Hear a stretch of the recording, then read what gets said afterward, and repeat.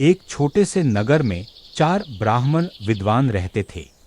वे चारों आपस में बहुत अच्छे मित्र थे। 3 विद्वान बहुत अधिक पढ़े लिखे थे, इसलिए वे बहुत चतुर थे। लेकिन चौथा विद्वान ज्ञान में कम था, पर उसमें बहुत अधिक सामान्य बुद्धि थी। एक दिन उन विद्वानों में से एक ने दूसरों से कहा, यदि हम महान राजाओं के दूर दराज के देशों में जाए तो हमारी बुद्धि और ज्ञान हमें यश और धन दिला देंगे। बाकी विद्वान तुरंत उससे सहमत हो गए। चारों ने अपनी यात्रा आरंभ की। रास्ते में उन्हें एक मरे हुए शेर की खाल और हड्डियां मिली। पहले विद्वान ने उत्साह से कहा, आओ अपने ज्ञान की शक्ति को परखते हैं। इस मरे हुए शेर को फिर से जीवित करने का प्रयास करें। मैं इसकी हड्डियों को पूरी तरह जोड़ सकता हूं।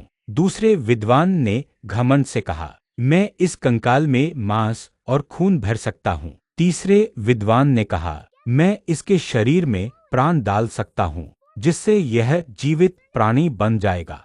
चौथे विद्वान ने यह नहीं बताया कि वह क्या कर सकता है। वह निराश हुआ, सिर हिलाया और बोला, ठीक है, तुम लोग जो चाहो करो, लेकिन कृपया तब तक प्रतीक्षा करो जब तक मैं इस पेड़ पर चढ़ न जाऊं। तुम सभी महान विद्वान हो, मुझे तुम्हारे ज्ञान और बुद्धि पर विश्वास है। तुम्हारे पास मरे हुए पशु को जीवित करने की शक्ति है और शीघ्र ही यह शेर दहाड़ेगा और जीवित हो जाएगा। लेकिन मुझे यह नहीं पता कि क्या तुम्हारे पास किसी प्राणी के स्वभाव को बदलने की भी शक्ति है।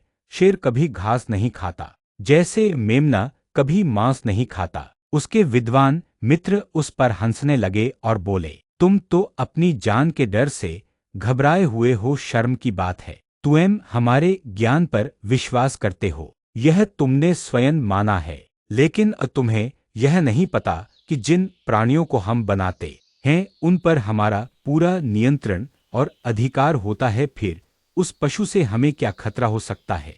शेर जीवित होते ही तीनों विद्वानों पर आक्रमण कर देता है और उन्हें मारकर जंगल की ओर चला जाता है। चौथा विद्वान पेड़ पर बैठा यह सब देखता रहता है।